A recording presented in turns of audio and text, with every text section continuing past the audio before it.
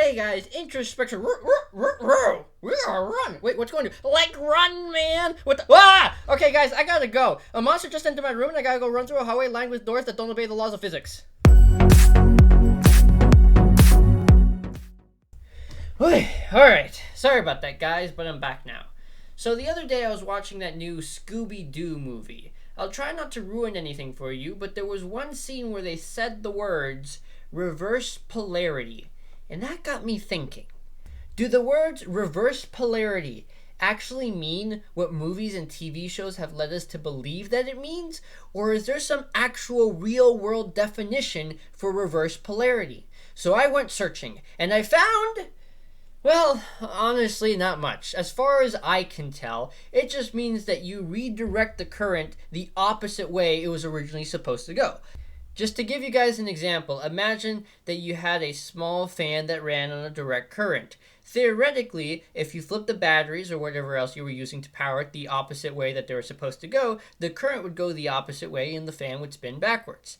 Now, the reason I don't know whether or not movies are accurately portraying the word reverse polarity is because they tend to use it in conjunction with machinery that just does not exist. So I have no idea if whether or not flipping the power source of the tractor beam or the death laser or whatever else you can think of would cause it to do the exact opposite of what it was originally meant to do. I mean, I imagine that these things are working on something far more complex than just a very basic direct current. They'd probably at least be using some sort of alternating current, I'd imagine. And I don't even know how this tech works, because again, it ain't real. Now, believe it or not, I have a point to this very, I'm realizing, long spiel. See, this actually got me thinking. What else have movies and TV shows convinced us to be fact, when in reality they're little more than a mere Scooby snack of entertainment? Now, one thing I want to make really clear before I continue. I'm not trying to ruin movies for you. I don't want you to come away from this video thinking that your favorite movie or TV show is now ruined. They're movies, they're TV shows, they're not supposed to be factually sound or historically accurate. That's kind of half the point. But what I do want to do is make sure you guys can distinguish fact from fiction, because when we don't know the difference, things tend to get a little messy. So sit back, relax, and let me tell you about all the ways your movies and TV shows have lied to you. We'll start in the Old West. See, if you've ever seen an old Western movie, then odds are you have a pretty strong idea of what it was like. You woke up in the morning, you stepped outside, you saw somebody just shot somebody else, you walked to the nearest saloon, you got into a rumble, and then you walked out to rob the nearest bank. Well, believe it or not, none of that is actually really true. Like at all. Not even close. See, to my surprise, I discovered that the Wild Wild West was, it really wasn't that wild.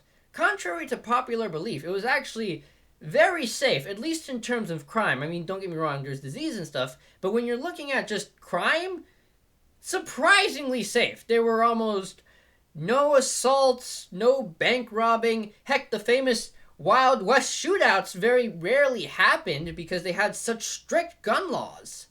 So, you know, people believe it was this very crazy, lawless time where criminals somehow became sheriffs, but no, it was actually very peaceful. Some people argue it was actually probably safer to keep your money in a bank back then than a lot of the banks today. Now, for the next fact I will ruin you with, we are going to go even further into the past, to the time of the dinosaurs. See, I wanted to make a dinosaur roar right there, but I don't think I can. I mean, I can try. No, that was a mistake. Anyways, we're going to be talking about one of the most famous dinosaurs of them all, the T-Rex. One well-known fact is that if you ever are hunted by the T-Rex, one thing you should definitely do is stand completely still, because if you do that, they can't see you. Here's another fact for you. If you do that, you will also no longer be able to see because your eyes will be dissolving in the stomach acids of a T-Rex. Yes, I hate to break it for everybody who was preparing for the return of the dinosaurs, But T-Rexes can still see objects that do not move. Now, like, it was really fun to believe for a while, but if you put some thought into it, admittedly, I did believe this for a period of time. But after you think about it, it doesn't make a whole lot of sense. The T-Rex would be just walking into trees and rocks constantly.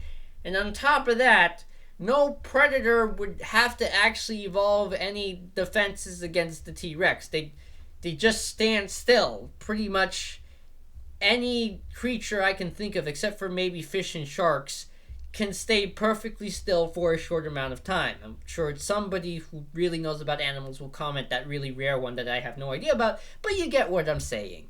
Unfortunately, we're gonna have to find some other tactic for the return of the T-Rexes.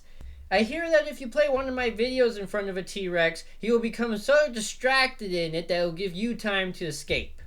Now that we've concluded dinosaur survival training, it's time to move on to my final point, chloroform. Now there's a good chance that you don't know what that is, but odds are you've seen it in action, or at least its cinematic depiction. Think about, well, any action movie you've ever seen in your entire life. Odds are there was a really cool scene in there where the spy or villain knocks somebody out by jamming a rag into their face. Supposedly, the drug that's on said rag or whatever they're using is chloroform. Now, as I'm sure you've probably deduced by now, that is not how chloroform works. Now, there is a little bit of truth to that, but not to the point where you're going to be able to knock somebody out by slamming a rag into their face and holding them down for like 0.2 seconds. Let me explain what I mean. See, before modern anesthetics, we used to use chloroform to knock people out and do the slicey and fix them up.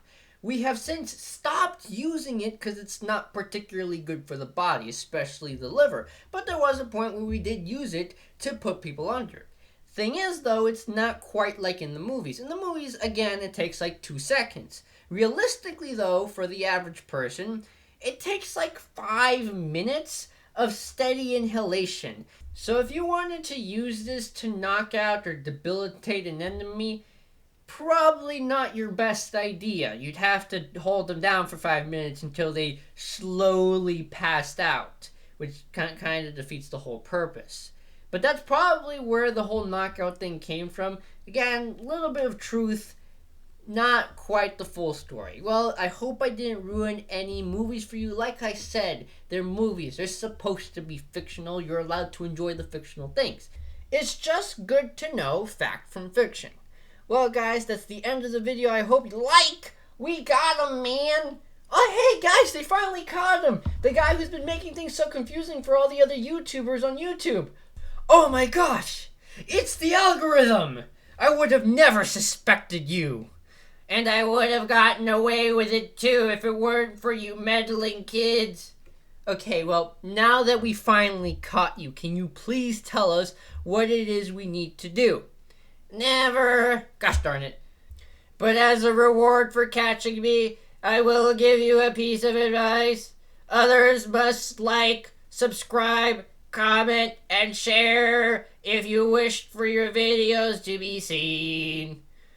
Alright guys, you heard him. I need all the help I can get.